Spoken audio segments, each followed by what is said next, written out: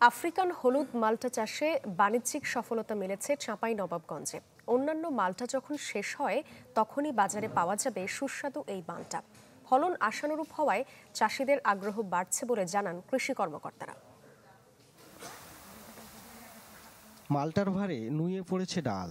একটি গাছে ধরেছে 25 থেকে 30 কেজি মাল্টা। আফ্রিকান হলুদ জাতের এই মাল্টা বাগানের মালিক চাঁপাইনবাবগঞ্জের নাচল উপজেলার কৃষি উদ্যোক্তা রফিকুল ইসলাম জানান, 4 বছর আগে 30 বিঘা জমিতে রোপণ করেন 3,500 চারা। প্রথমবারের ফলনেই বাজিমাত।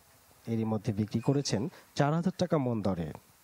নভেম্বর, ডিসেম্বর, জানুয়ারি 3 মাস আমরা কিন্তু মালটা এটা গাছে রাখতে পারছি। এবং এটার আর একটা অত্যন্ত গুরুত্বপূর্ণ দিক হচ্ছে বাড়ি মালটা ওয়ান আমরা 2,000 টাকা মন বিক্রি শুরু করছি, সেটা এখানে আমরা শুরুই করেছি 4,000 টাকা মন। ইলেকট্রা রেফ্রিজারেটর, খাবার তাজা তো জীবন তাজা। ইলেকট্রা, ফ্রিজের রাজা। বরেন্দ্র অঞ্চলের মাটি হলুদ মাল্টা চাষে উপযোগী। কৃষি কর্মকর্তারা বলছেন, এর স্বাদ আর পুষ্টিমান আমদানি করা মাল্টার মতোই।